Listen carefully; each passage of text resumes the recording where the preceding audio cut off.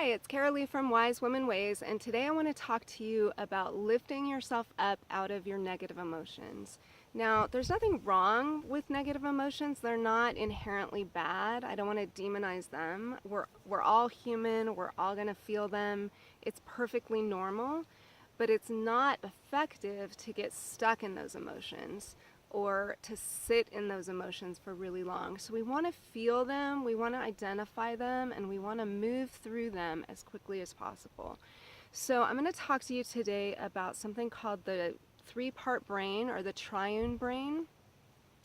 And it's the lizard brain, the mammalian brain, and the human brain. So at the top of your spine, at the base of your brain, is what's called the lizard brain. There's a scientific name for it, but I can never remember.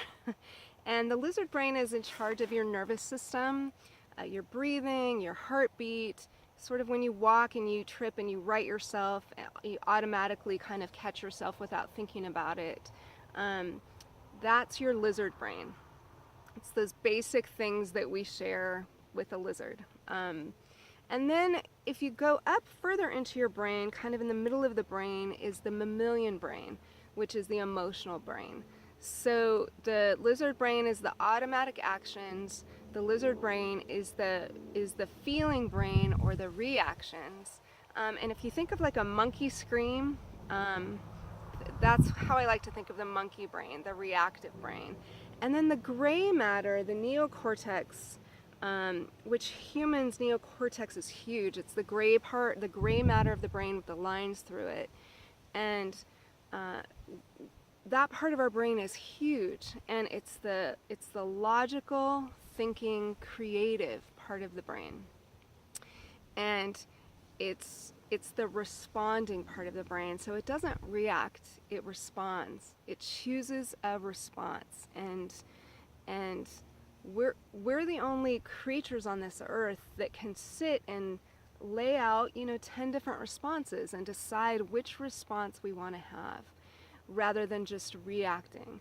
And that is emotionally the healthiest way to deal with things in our life, is to move up into our neocortex and respond rather than react.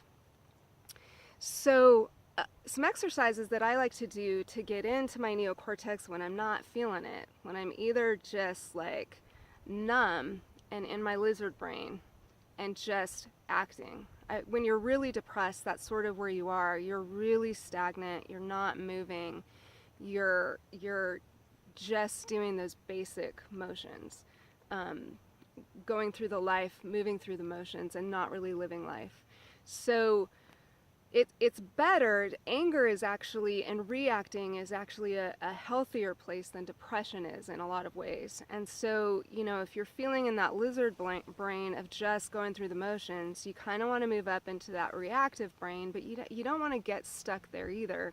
You want to move all the way up into the top part of your brain. And so a little meditation that you can do is just imagine yourself being lifted up in an elevator to the highest parts. When you're depressed and frustrated, angry, not feeling good, imagine yourself walking into an elevator, getting in, closing the doors, and just pushing the highest floor that you can imagine. 54, floor 54, whatever one you decide.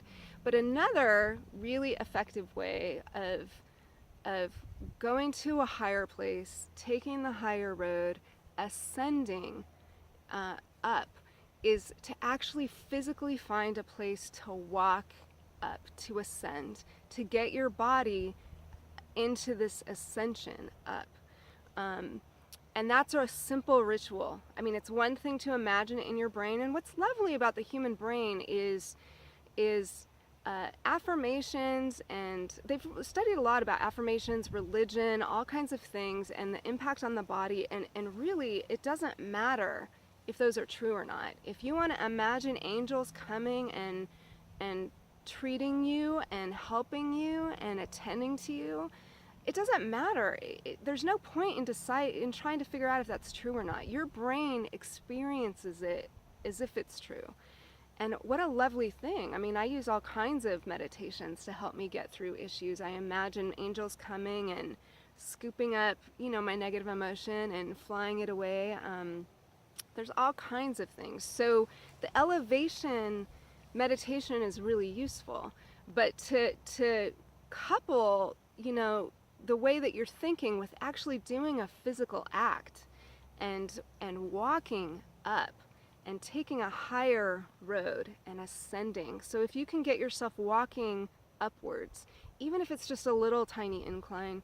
I'm not such a fan of treadmills, but because you're not actually moving up, but you're moving more up than you are if you're just sitting there doing nothing.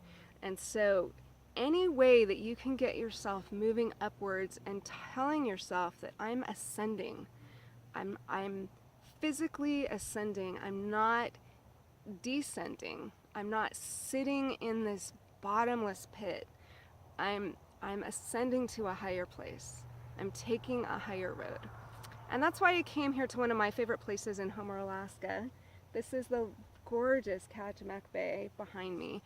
And this is one of the highest places that you can get to where I am at and where I live. And it's a place that I come to that no matter how awful a day I had or what's going on in my life, when I get up here, I feel that feeling of ascension, that I'm above it all and that my emotions are lifted and I don't have to work hard to try and get myself out of those emotions. They simply, just by getting up above it all, literally getting up above it all, you can be on that higher plane and be in that neocortex. By meditating, you engage that creative part of your brain. You respond to what's going on. You choose to do something different rather than staying in that stuck place. You get into a higher plane and a higher state of mind. And that's much more effective than doing nothing or simply reacting. Always choose the wise response, because you have lots of choices, and take the higher road.